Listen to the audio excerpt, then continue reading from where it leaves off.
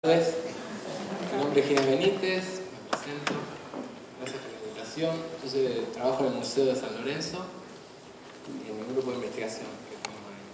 Y bueno, me siento muy orgulloso de ser invitado a la presentación de Pepe Piña, historiador, docente en la ciudad de Buenos Aires. Y bueno, me siento en el agrado de presentarlo porque nos da la posibilidad de poder no solo pensar o repensar la historia, sino desde el lugar donde nosotros podemos abordarla, la misma. Muchas veces, en lo que es el trabajo de los museos, ¿sí? En el trabajo de los museos se da muchas veces que el contenido histórico, que ahí se muestra, tiene una arista política que viene desde hace un montón de años acá en nuestro país, en la cual muchas veces se da el ocultamiento de la invisibilización de ciertos actores, de ciertos intereses y de ciertas consecuencias, sobre todo, de los hechos históricos.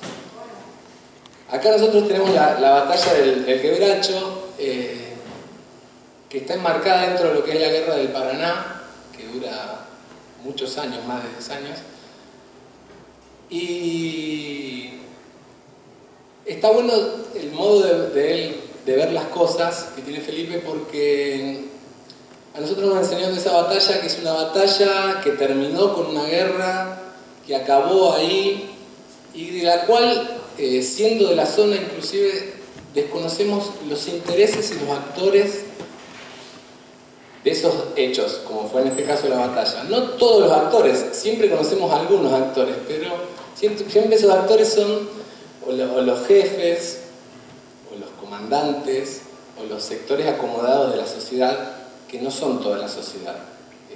Es solo una parte la que tiene la voz habitualmente.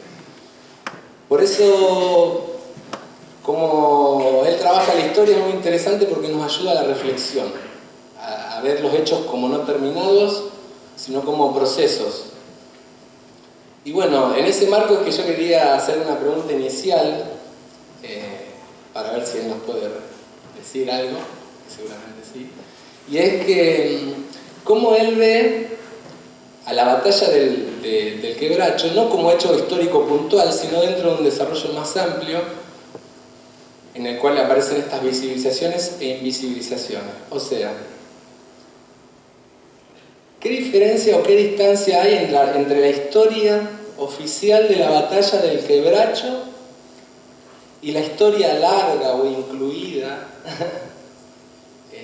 de la batalla del Quebracho? Bueno, muchas gracias por la invitación, muchas gracias por la presentación, gracias por venir. Uno siempre agradece que la gente venga porque la gente tiene que hacer otras cosas, así que le haya dedicado tiempo a uno siempre se agradece. Sí, básicamente me das marco para hablar toda la charla, porque efectivamente no vamos a hablar solamente de esto, ¿no? De la batalla, sino de cómo se produce, en qué contexto se produce, en un tiempo largo, en un momento particular del mundo. Una de las cosas, como bien decías, lo que nos pasa en la historia es la falta de contexto. Cuando uno no entiende el contexto, no entiende el hecho, ¿no? Y también esto de invisibilizar generalmente a la gente, ¿no? Al pueblo, a los que participaron, a los que pusieron el pecho, las mujeres, los sectores subordinados, como se dice. Todavía hoy se sigue usando este término de sectores subordinados.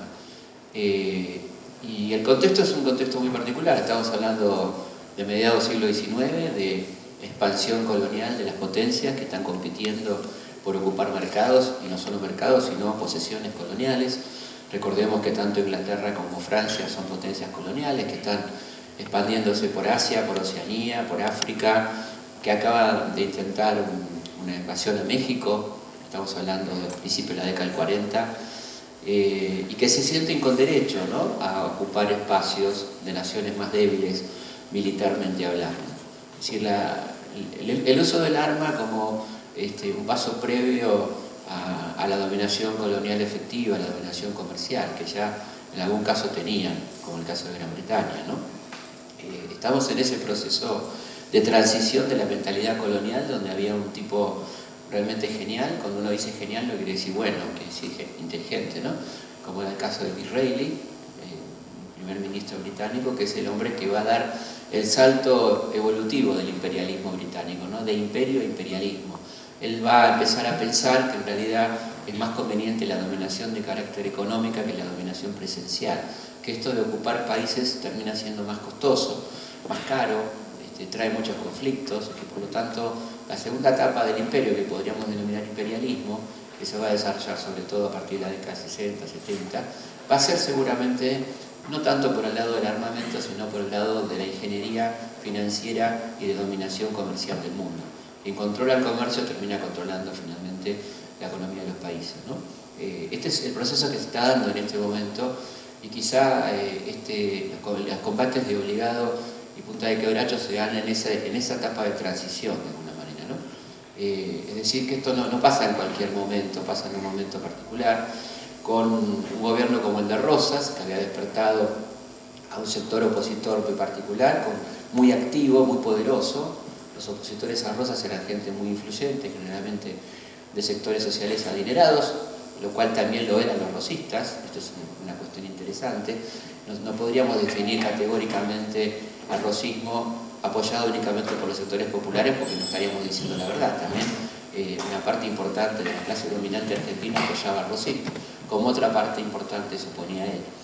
Por lo tanto, tenemos un antecedente inmediato interesante en esta historia de la agresión anglo-francesa a nuestro país, que tiene que ver primero por las intervenciones de los opositores a Rosas, como por ejemplo Florencio Varela, que es un hombre que concurre a Londres a pedir que invadan nuestro territorio, ofreciendo incluso la independencia de dos provincias como Entre Ríos y Santa Fe, como Entre Ríos y Corrientes, perdón, y a cambio de que Inglaterra mande un ejército. Cuando hablamos de independencia de países, o de invento de países, Varela sabe que esto es lo que le gusta a Gran Bretaña, ¿no?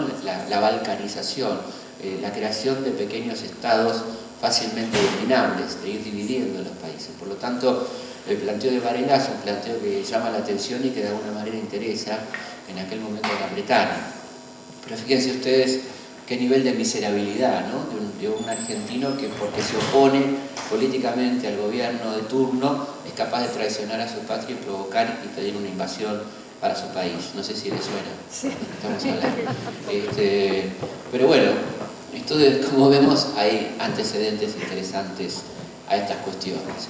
En ese contexto es cuando se va a producir entonces la arremetida de esta flota, que es una flota, digamos, que tiene dos características. Es esencialmente una misión comercial, una cantidad de barcos muy importantes provenientes de Francia, de Inglaterra, con asiento en Montevideo. Montevideo es un lugar que tenemos que tener presente a la hora de analizar esta historia, porque era como el centro comercial, cultural, tanto de Francia como de Gran Bretaña, pero sobre todo de Gran Bretaña, porque, por ejemplo, la aduana de Montevideo, un lugar importantísimo económicamente hablando, estaba en manos de una casa inglesa.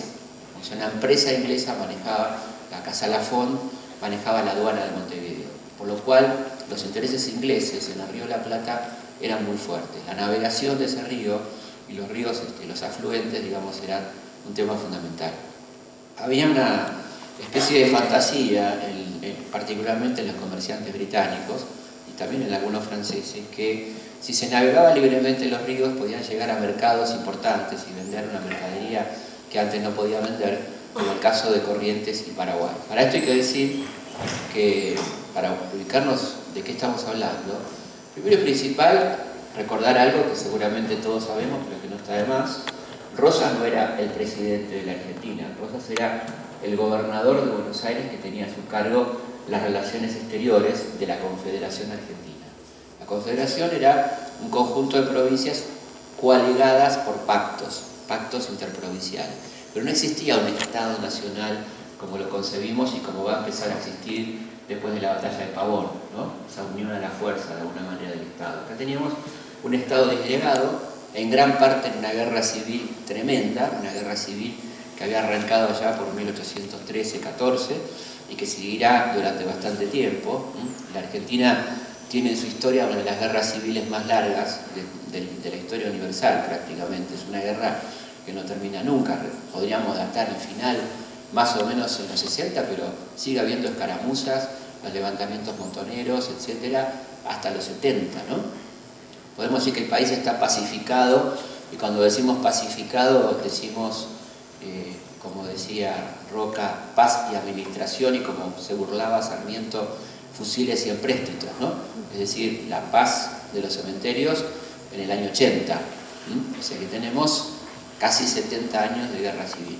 Digo esto porque nos solemos olvidar un poco de esto, ¿no? Este es un poco el contexto. En ese contexto de guerra civil, para el bando unitario, todo vale. Vale la traición, vale la invasión al país en 1838 bajo bandera francesa, como hace el general Lavalle, como pensaba Echeverría, del lado de Montevideo. Recordemos que hubo una invasión a nuestro país francesa, que entró por Corrientes, Entre Ríos, donde tuvimos a un general, la verdad que honroso general en su momento, como fue Lavalle, y que ya venía derrapando desde el crimen de Dorrego, ¿no? En 1828, ese crimen tremendo de ese gran gobernador federal que fue Manuel Dorrego. Bueno, es decir que estamos hablando de una situación, como ustedes ven, políticamente complicada. Ese bloqueo francés es un bloqueo que tiene graves consecuencias, particularmente para los sectores populares, que padecen mucho el bloqueo, no así tanto para los ganaderos terratenientes, que van acumulando cabezas de ganado que no pueden exportar, y cuando termina el bloqueo resulta que hicieron un buen negocio, ¿no? ¿Se entiende esta diferencia? Cuando se bloquea un país, los que suelen sufrir más son los habitantes de los sectores populares. Bueno, ahí hay, para empezar a entrar un poquito en tema con esta cuestión de los argentinos traidores, cuando en ese contexto del bloqueo francés se toma la isla Martín García, los franceses toman la isla Martín García, ¿no? Y un tiempo después, cuando la isla sea recuperada, General Mitre, que tenía un diario en Montevideo que se llamaba El Nacional, de ahí vendrá luego La Nación, hace un poema romántico, sufriendo y padeciendo porque ya la bandera de Austerlitz, o sea, la bandera victoriosa en Austerlitz, la bandera francesa, ya no flamea más Martín García y flamea la bandera del tirano, o sea, la bandera argentina en realidad, ¿no? Fíjense cómo se pensaba desde ese lugar. Por lo tanto, esta ilusión que tenían de inaugurar nuevos mercados, de entrar por el Paraná a navegar libremente, y acá también es interesante decir que la navegación libre de un río interior es un hecho absolutamente discutible. La navegación libre de los ríos, en general se habla de la navegación libre de los ríos binacionales, cuando hay dos fronteras, ¿no? Este caso es un caso muy claro de río interior, el Paraná es un río interior. Ahora, ¿por qué los ingleses planteaban de alguna manera que habría que tener la libre navegación de los ríos? Por la traición de Rivadavia y los unitarios, que firman en la paz con Brasil un artículo que nadie les había pedido, pero que tenía que ver con su obsecuencia hacia el Imperio Británico, donde se garantizaba la libre navegación de los ríos, ¿no? Cosa que no es absolutamente natural ni lógica en un Estado cuando se habla de ríos interiores. ¿Qué quiere decir libre navegación de los ríos? Que cualquier barco de cualquier nacionalidad puede transitar aún sin permiso por ese río, lo cual es inaceptable. Y piensen ustedes, si hubiéramos querido nosotros transitar por el Támesis libremente con un barco argentino, ¿cuánto hubiéramos durado? Porque vale la pena hacer estas suposiciones. ¿Por qué nosotros no podríamos navegar por el Támesis y ellos sí por el Paraná? ¿Tiene lógica la pregunta o no? Bueno, entonces lo que ocurre es que estos barcos se vienen, no hay manera de pararlo, tenemos una disparidad enorme, no porque la defensa argentina sea mala, sino porque estamos enfrentando a las dos armadas más poderosas del mundo, la inglesa y la francesa, con la última tecnología militar.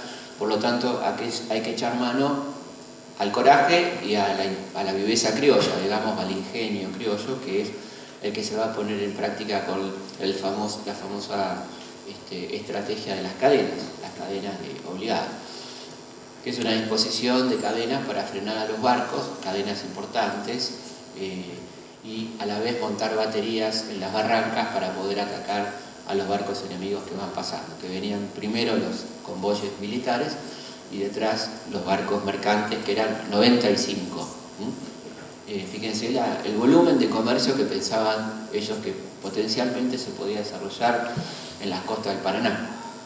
Bueno, como todos sabemos, se produce la batalla de Obligado, 20 de noviembre del 45, una batalla durísima, donde hay baterías montadas con 3 personajes que van a ser luego los mismos que van a estar presentes en el combate de Quebracho, 3 jefes militares como Santa Coloma, como Torné, y como Mansilla, cada uno de ellos personajes de novela realmente, ¿no? Cada uno son tipos de vidas muy particulares. La vida de Torné es una vida realmente para una novela de Salgari, es un yanqui, es un tipo que nació en Nueva York, que de chiquito empezó a navegar porque su papá lo pone en la marina, recorre prácticamente el mundo, luego es corsario.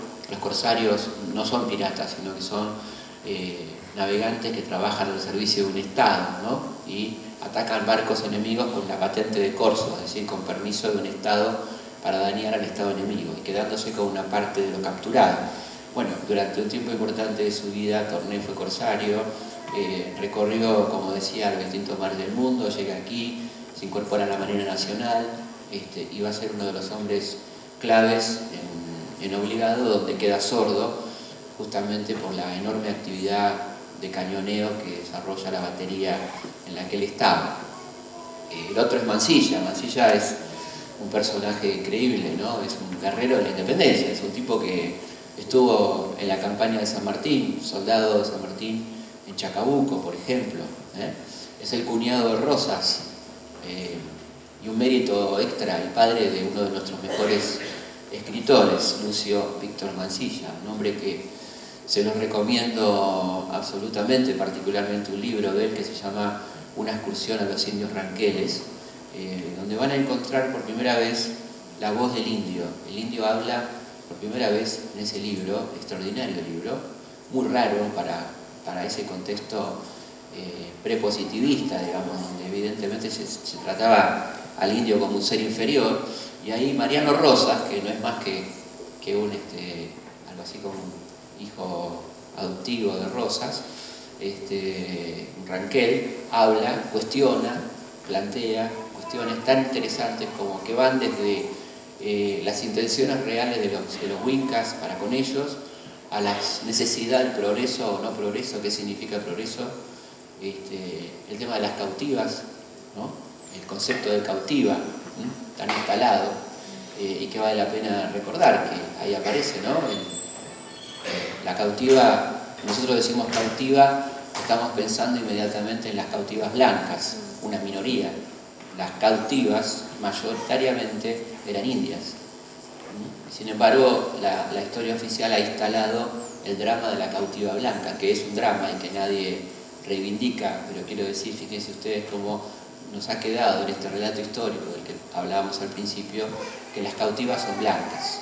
Las cautivas fueron durante toda la conquista y durante bastante tiempo, hasta casi entrado el siglo XX, cautivas indias, sobre todo, que eran colocadas en casas de familia, que trabajaban en un trabajo semiesclavo, ¿no? Eso aparece también en este libro notable del hijo de Mansilla, Lucio Víctor, un personaje sumamente interesante, ¿no? Con el que seguramente no coincidiríamos en muchas cuestiones políticas, pero un escritor innovador realmente, ¿no? Una familia particular, no digo nada más y nada menos que el cuñado de Rosas, lo cual también habla de la implicancia de esta clase en este combate y en esta situación. ¿Por qué se implican tan fuertemente la clase dominante porteña en este combate de Obligado y en el combate de Punta Quebracho? Estamos hablando de los apellidos determinantes, Santa Coloma, por ejemplo, ¿no? Uno de los héroes de Punta Quebracho y de Obligado. Básicamente hay un concepto que es muy importante. La clase dominante porteña, los terratenientes porteños, estaban dispuestos a que Gran Bretaña manejara el comercio, era algo casi como natural. De lo que no estaban dispuestos de ninguna manera es que Gran Bretaña tomara territorio y que eso le diera derecho apoderarse del Estado, un Estado que les pertenecía, entendían ellos, por derecho propio. Perder el Estado significaba perder la capacidad recaudatoria, la capacidad de imponer impuestos, de determinar las leyes, y eso de ninguna manera era aceptable para esta clase, ¿no? Y esto creo que es un detalle donde también uno ve el nivel de implicancia que tiene este sector en estos combates, al lado, como bien decía él al principio, de tanta gente anónima que participa en estos combates y que es relevante irlos sacando a la luz. Ese combate de obligados es un combate interesantísimo de unas 8 horas de duración, realmente heroico, con un nivel de desigualdad impresionante, lo cual se expresa en las diferencias de bajas, ¿no? Casi el triple de las nuestras a las de ellos. Finalmente pasan estos barcos, llegan a Corrientes, donde son muy bien recibidos por el gobernador Madariaga, que era un gran enemigo de Rosas. Hay una recepción como si llegaran los libertadores, digamos, hasta llegan a Goya, y al Paraguay finalmente no pueden ir porque Carlos Antonio López, el gobernante paraguayo, no los deja entrar porque entienden que no lo reconocen como un gobernante autónomo, como una persona que tiene de un estado independiente, ¿no? Así que en definitiva llegan a Corrientes, son bien recibidos, pero venden muy poco. Las provincias están realmente empobrecidas, no hay una capacidad de compra como la que ellos soñaban, así que tienen que empezar a pensar en volver, en regresar, ¿no? ¿A dónde? A Montevideo, que era la plaza segura que ellos tenían. A partir de ese momento, y lo que podemos decir, en definitiva, una derrota. Obligado es una derrota, ¿no? Es una derrota con mucha carga simbólica, pero en definitiva ellos pasan, ¿no? Las naves anglo-francesas pasan. Lo que comienza a pasar ahí es empezar a planificar el escarmiento, si quieren la venganza, pero sobre todo la estrategia para que esto no vuelva a ocurrir. O sea que a partir de un hecho militar contundente haya que negociar y cambiar esa dinámica de la guerra por una dinámica de negociación, que es lo que se plantea Rosas y lo que se plantea la estrategia militar que se va a desarrollar a partir de noviembre del 45. Ahí hay dos cuestiones. Por un lado, el armado de una infantería volante, es decir, de gente que va a ir hostigando a los barcos que van volviendo permanentemente, a lo cargo de lo cual está Torné, ¿no? Que es el hombre que va hostigando a esas embarcaciones. Y por otro lado, el ir armando con tiempo en esta zona, en la zona más angosta, digamos, en angostura justamente, las baterías para poder atacar a las fuerzas invasoras. Eso se va dando gradualmente. Ya en mayo hay unas primeras escaramuzas y finalmente el 4 de junio se produce la batalla, que es una batalla de unas 3 horas, donde hay un fuerte bombardeo por la posición estratégica, donde prácticamente ellos no pueden defenderse. Esto se ve en la cantidad de bajas, 60 bajas para los invasores, un muerto y 4 heridos del lado de los patriotas, de los locales, ¿no? Entre los heridos está Torné, justamente, que recibe un balazo, ¿no? Y es interesante porque Torné se excede en cuanto a la cantidad de cañones que dispara, y es retenido por Mansilla en el convento de San Lorenzo. Es detenido ahí un tiempito, ¿no? Después finalmente se lo premia pero bueno, no lo podían parar a Torné, seguía tirando. Y dice, bueno, para un poquito porque ya está, ¿no? La cuestión de estas 3 horas, ¿por qué dura 3 horas? ¿Por qué no duró más? Básicamente porque lo que hacían los barcos era pasar lo más rápido posible. Ellos lo que querían era pasar lo más rápido posible, pero el daño que reciben es muy fuerte. Hay 6 barcos totalmente inutilizados, 2 hundidos, 4 quemados algunos por ellos mismos para evitar entregar la carga de mercadería a los patriotas, 60 bajas, como dije, y el uso de la inteligencia de una manera muy interesante, aprovechando la ventaja del terreno frente a la desventaja que tiene que ver con lo militar, ¿no es cierto? Entonces, finalmente, lo que es importante es que esto sí es una derrota para esa flota anglo-francesa que no tiene más alternativa que negociar. Y ahí viene realmente esta cuestión de negociar desde una posición realmente fuerte. Cuando uno lee los textos, por ejemplo, de Mitre, por ejemplo, de Alsina, donde Alsina dice cómo se le ocurre a Rosas enfrentar a las dos potencias más poderosas del mundo. Uno recuerda qué libro nos hacían leer a nosotros, a mi generación del 70, o sea que cursamos la primaria en los 60, en la escuela primaria. Un libro que nos hacían leer a casi todos nosotros, que era La cabaña del tío Tom, ¿no? Un libro que no se lo recomiendo a nadie, ¿no? Un libro horrendo, tremendo, con una intención muy clara. El libro es la dialéctica del esclavo. El esclavo Tom, que es un negro bueno, acepta que las cosas son así, que el patrón, el amo es el amo y el esclavo es el esclavo, y acepta algo más, y ahí está la didáctica de la esclavitud. No hay que enojar al amo. Si nos portamos bien con el amo nos va a tratar bien. Fíjense qué interesante lo que nos enseñaban, ¿no? Así después pasó lo que pasó, ¿no? Salió el tiro por la culata. Pero eso pretendían, por lo menos. Y acá se aplica este concepto de no enojar al adversario más poderoso. No lo enojemos a Griesa, por ejemplo, en este momento, pero en aquel momento era no enojemos a la armada anglo-francesa, porque si no las cosas se empeoran. Esto lo dice textualmente Alsina, en una carta que dice cómo se le ocurre a Rosas, ¿no? Meterse con estas fuerzas tan poderosas. Fíjense, esto lo escribe Alsina en una carta a Frías.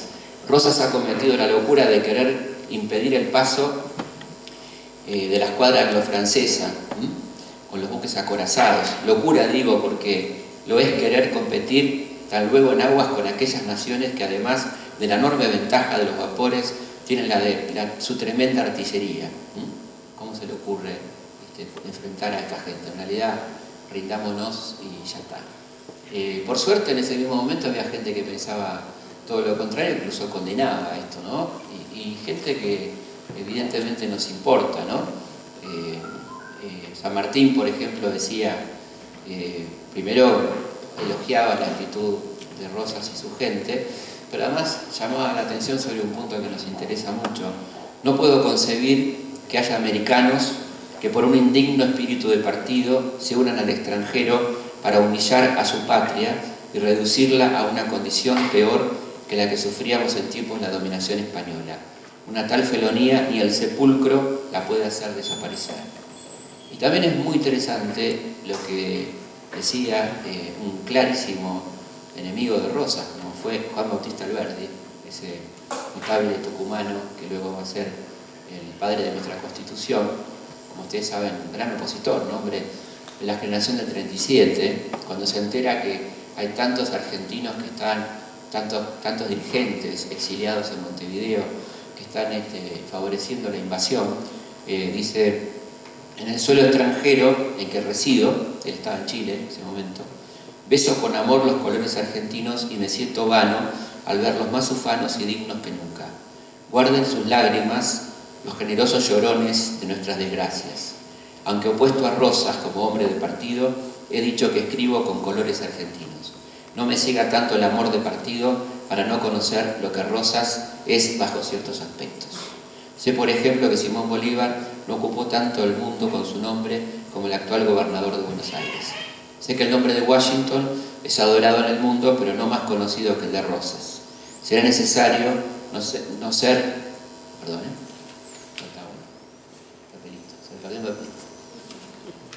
bueno, termina ahí hablando de lo que pasa con Rosas en la prensa europea, ¿no? Cómo se lo considera.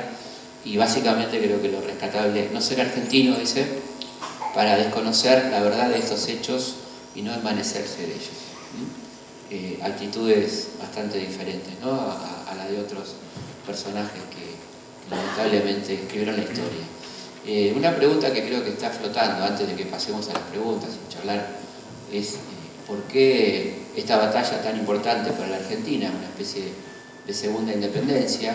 Recordemos que nuestra independencia tuvo que ser ratificada muchas veces, yo hablaría de primeras, segundas, terceras, cuartas, quintas, ¿no?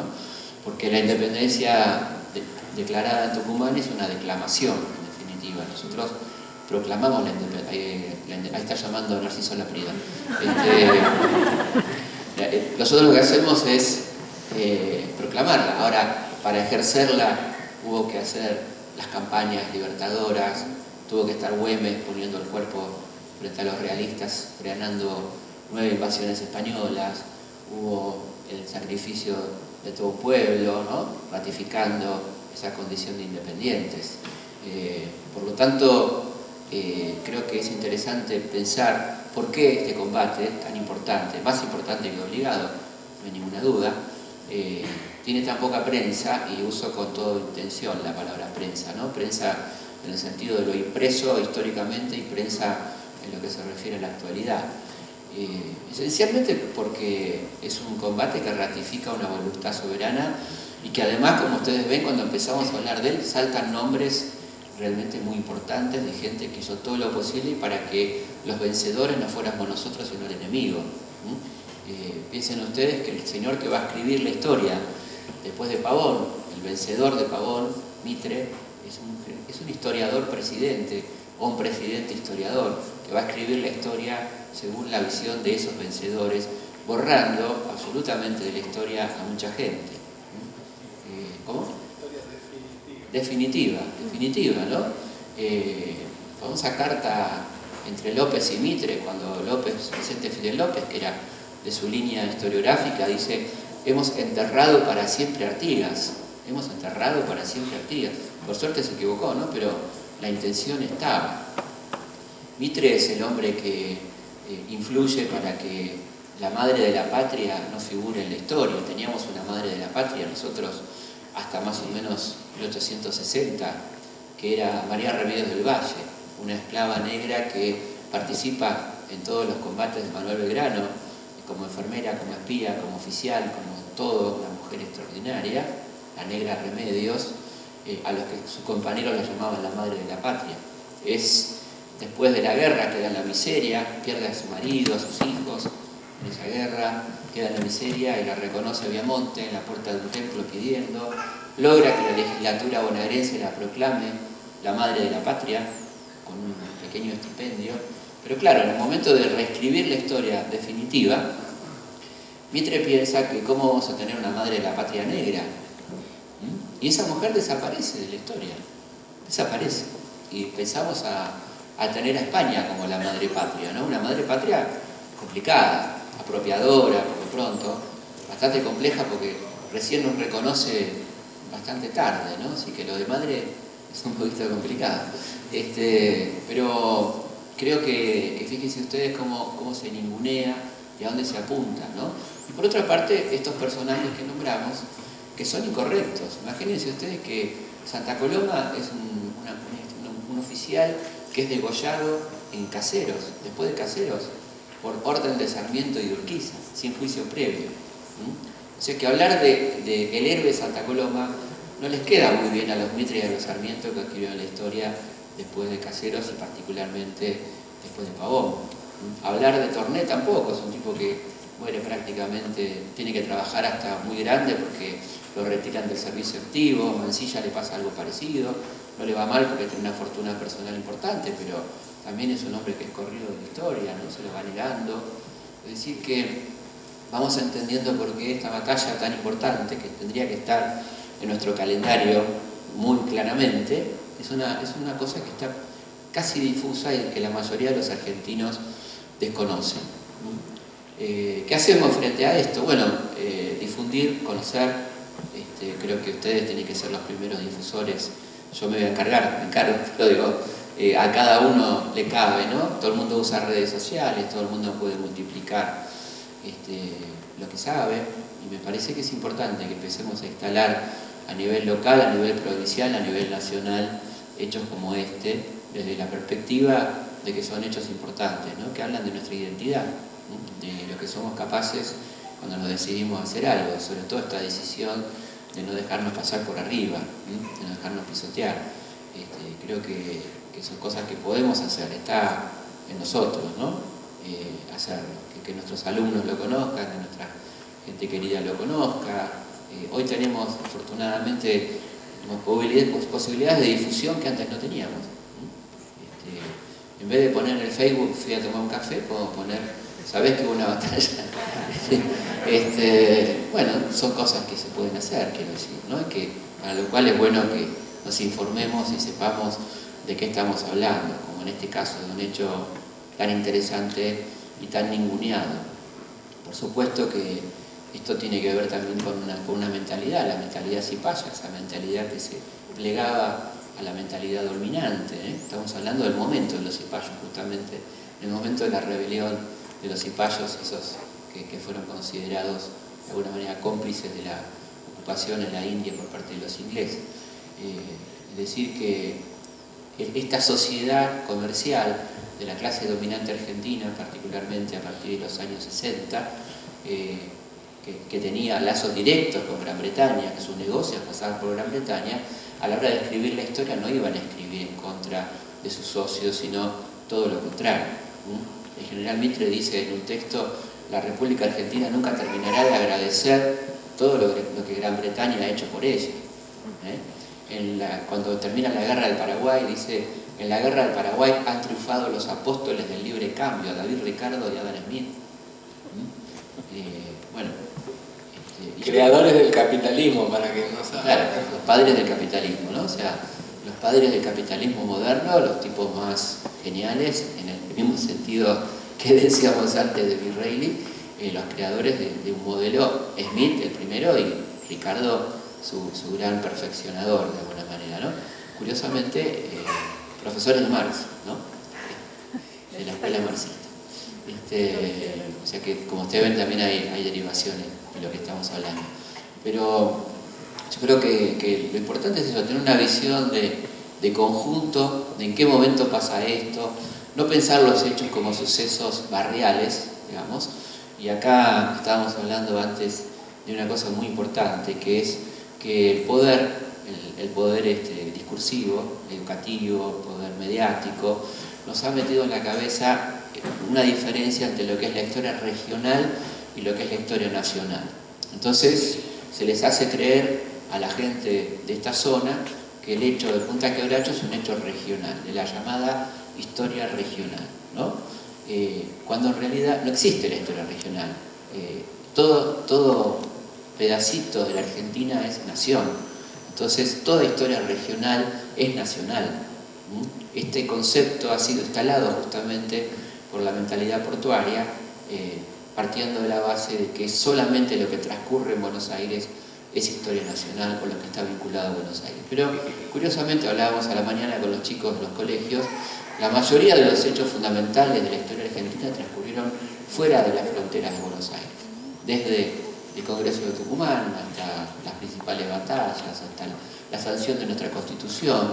Y sin embargo, la historia nacional parece ser esa otra, ¿no? Pero nos han convencido de que la historia regional es la antítesis o va en contra o es otra cosa o aparte de la historia nacional, cuando en realidad la historia regional constituye absolutamente la historia nacional. Por lo tanto, cuando hablamos de Punta Quebracho no hablamos de un hecho regional, sino de un hecho absolutamente nacional, porque además estaba en juego ni más ni menos que nuestra supervivencia como nación, ¿no?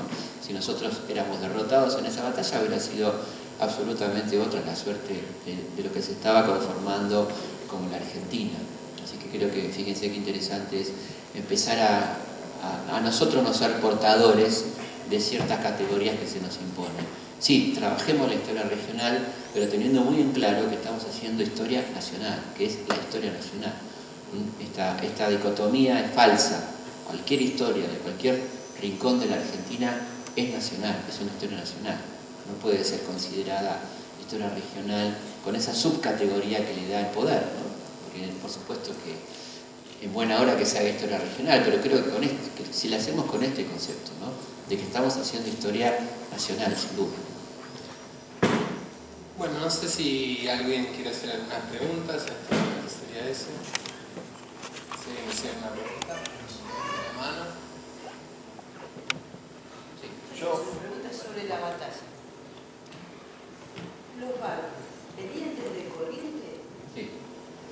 Venían desde Corrientes, volviendo, digamos, ¿no? Volviendo de agua abajo. Lo mismo que había pasado, algunos menos, porque en realidad cuando se produce obligado, varios barcos vuelven a Montevideo, algunos barcos mercantes básicamente vuelven a Montevideo, pero igual hay una cantidad importantísima de barcos mercantes todavía y de esos barcos militares que tenían la última tecnología militar, la última tecnología que te puedas imaginar, o sea, barcos militares acorazados militares muy importantes, muchos a vapor, o sea, veloces también. Sí. Ante todo, saludarlo a Piña, un gusto. Ojalá hubiese conocer la historia como usted en toda la escuela.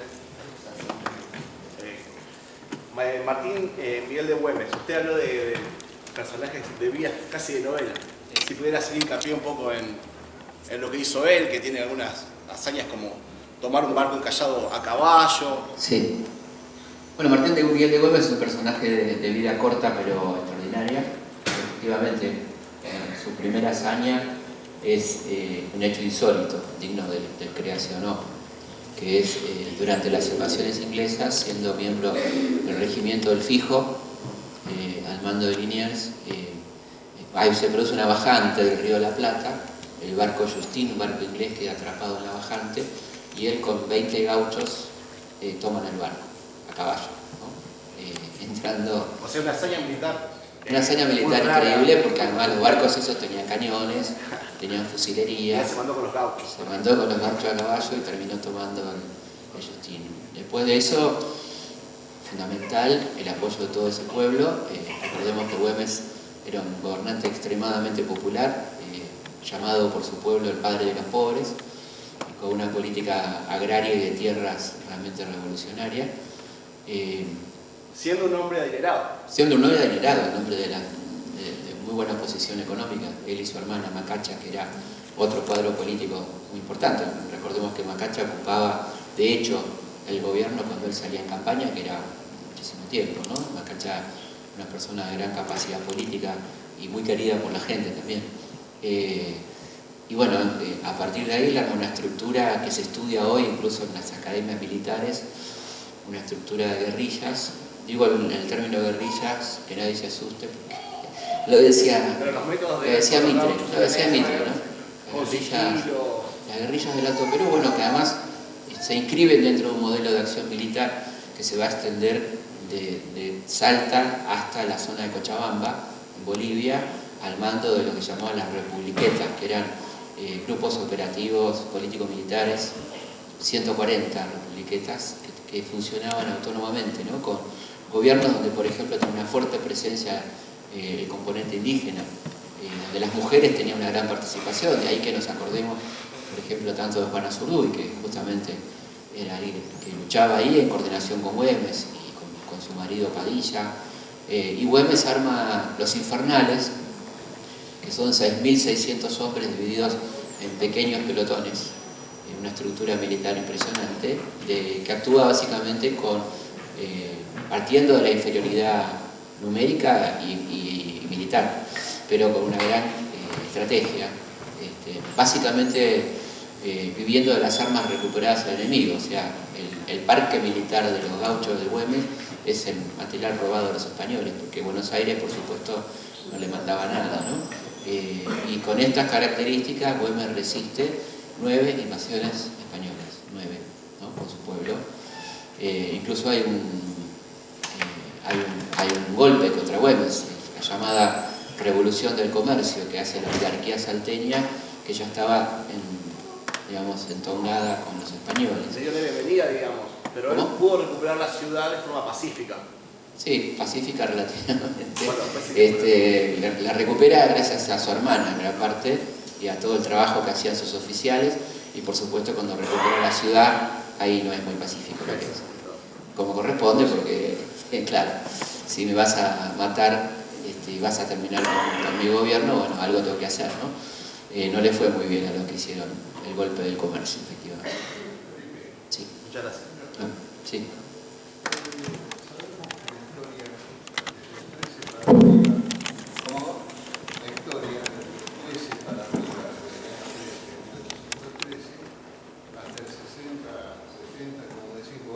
Es como que va cambiando o teniendo novedades año a año.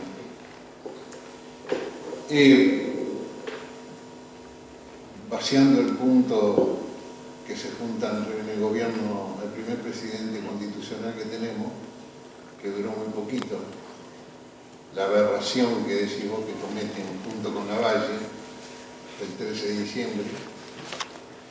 Pero, llevándonos a la batalla de Quebracho, en esta zona habitaban indios y tuvieron una parte fundamental también.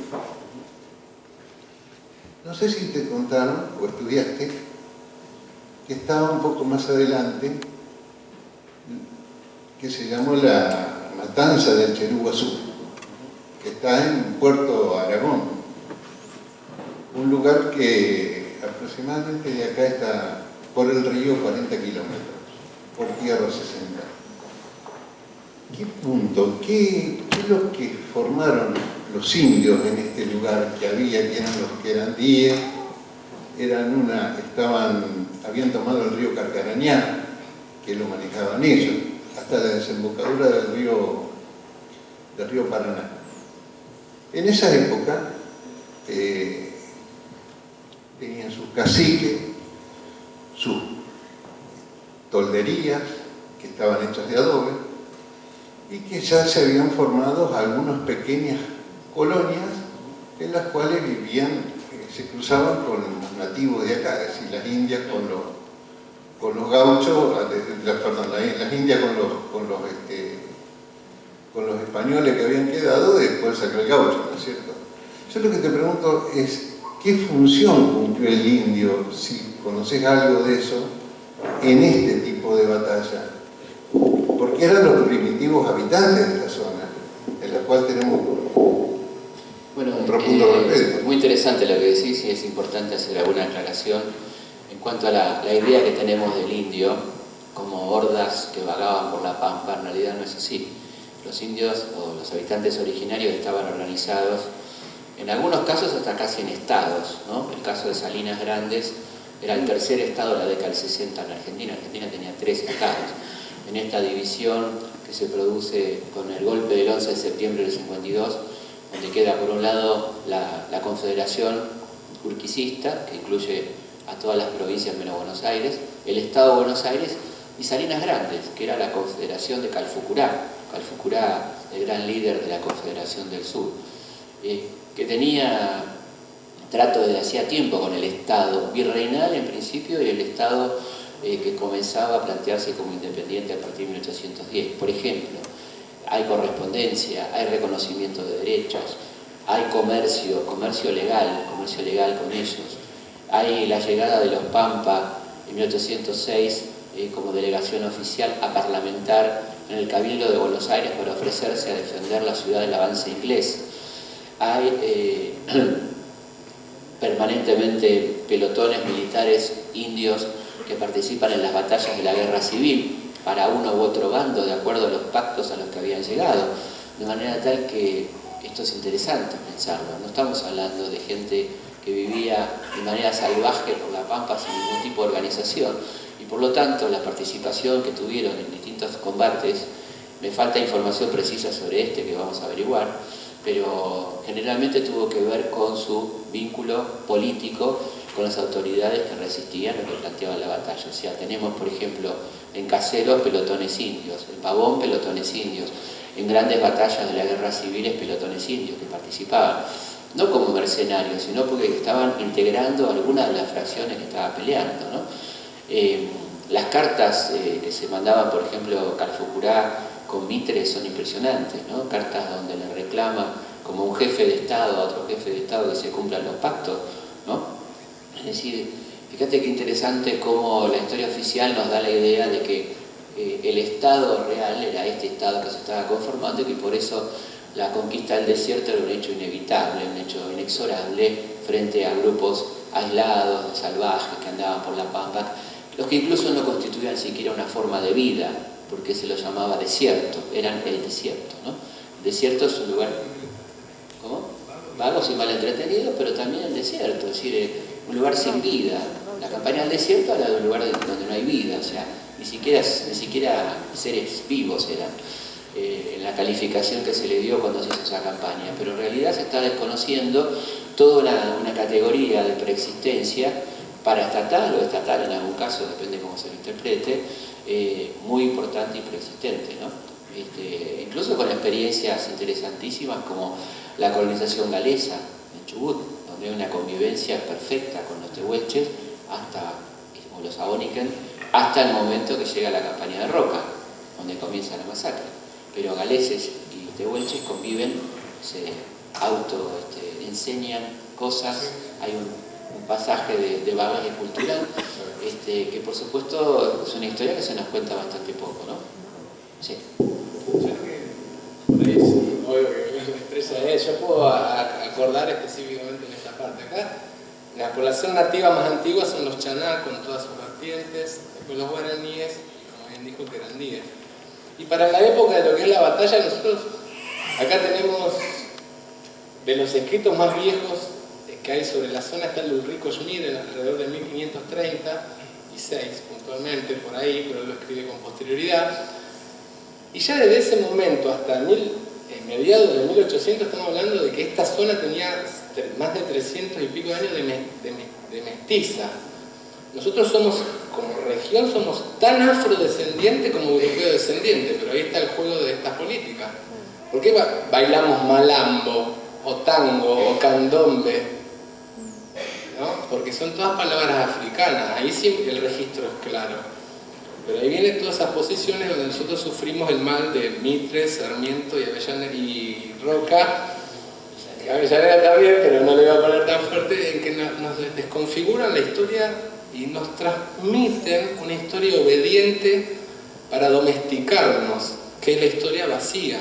Entonces la batalla del Quebracho es una fecha con 5 actores, con 8 barcos, o tanta cantidad de barcos X, y no es más nada que eso.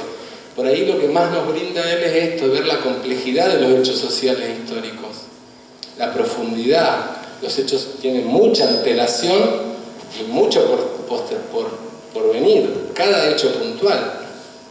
Y bueno, acá pasa lo mismo. Nosotros en esa época no solo que teníamos la idea de que las poblaciones nativas son cazadores y recolectores. O sea, la gente de en Puerto San Martín, lo único que pasa es gente que anda en bicicleta y en auto y nada más.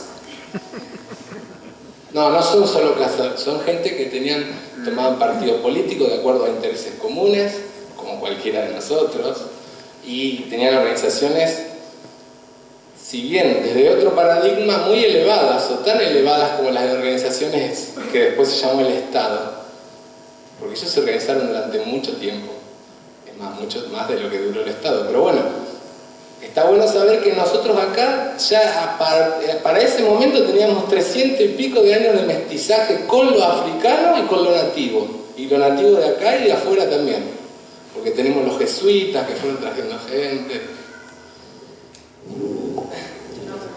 Sí.